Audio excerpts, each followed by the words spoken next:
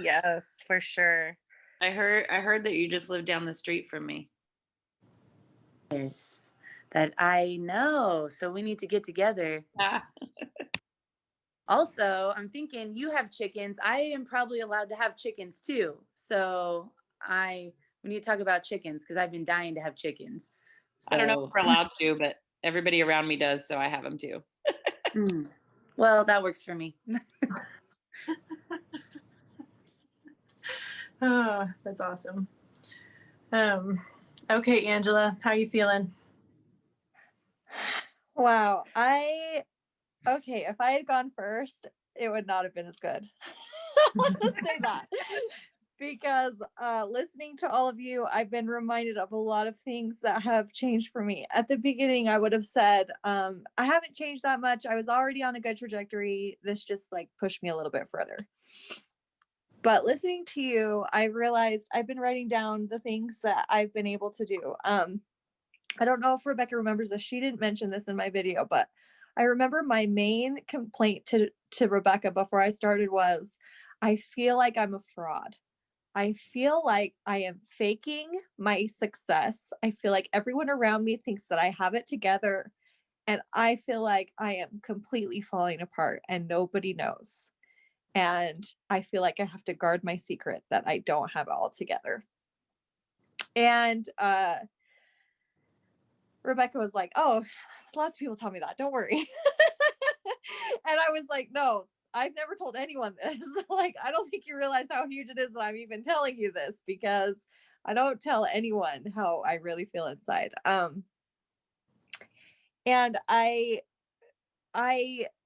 don't walk around feeling like I'm faking it anymore because I have the tools now that if an emotion comes my way that I wasn't prepared for, I can be with it and I can be accepting of that emotion and I can move with it a lot faster than I had been able to before. So, when Lee mentioned having panic attacks at work, years ago, I had many panic attacks at work. I would just like my brain would freeze up and I literally could not complete my job and I would just like end up like you said going home like because I literally could not function. Well, that hasn't happened to me this year, and this has been the hardest year I've ever had. And I have not had a panic attack. I did have one once, but it was because I wasn't eating. I didn't eat enough food that day. And so I started like not feeling right and then I started panicking. But the rest of the time, out of the craziest year that I've ever had in the most insane 2020, I have not had a panic attack once in my classroom, which is huge because I used to have them daily. Like daily, I would have these panic attacks.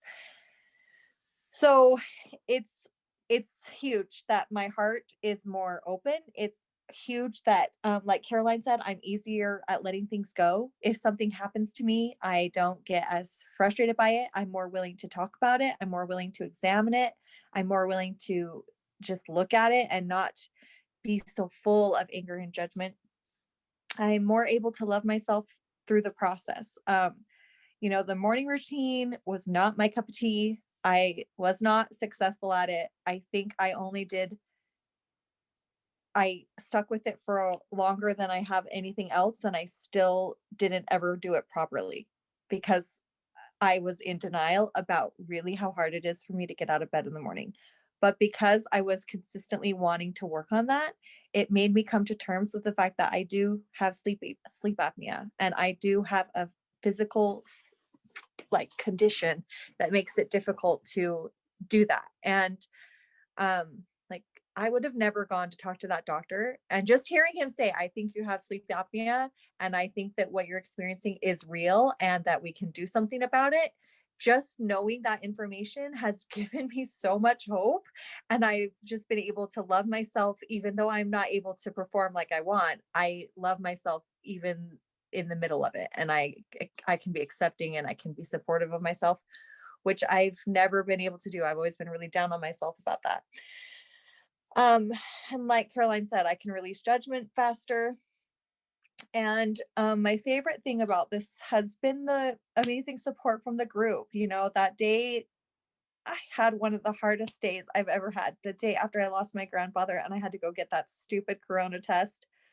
that was a really hard day. I was really struggling, and I felt like I could do it because I knew I had 5 friends who were supporting me and loving me through it in a way that I haven't felt in a really long time.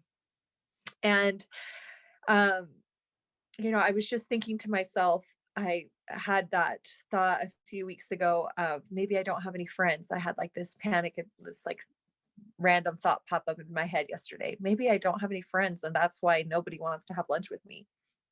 and and I really as soon as I had that thought, Queen Bee showed up and was like, "Oh no, you got lots of friends, girl." And she like just started listing off all the friends. And she was like, "No, you have so many people. Don't even tell yourself that story because that is not true."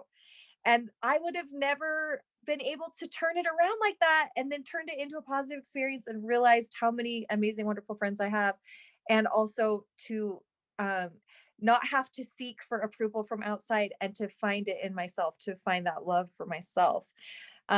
Because I would have, before a thought like that would have crippled me for a week and I would have just been in a really dark place and it could have really affected me and it could have affected my whole day, my whole outlook.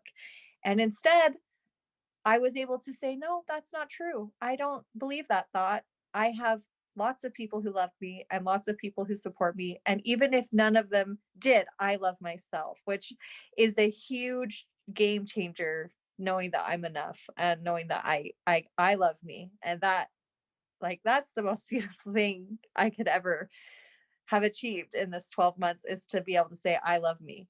At the beginning of this, when I started with my affirmations, I literally could not put I love myself as my first affirmation. I started with I accept myself. And then I heard a podcast while I was walking one day, and she said, acceptance is not going to get us there. What we need is radical self love. And that phrase, radical self love, has been like echoing in my mind for the past 2 months or 2 weeks as I've been processing that. And I changed my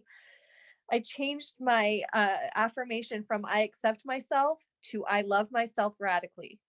And I now say that to myself every morning when I wake up. I say, I love myself radically and nothing, I love me. And I could not say that 12 weeks ago. I didn't even recognize that I couldn't say it. I didn't even know it was a problem. And I am now so full of this positivity and just all the good feels. I can't say enough good things about what we've been able to learn together. And I hope we never stop talking.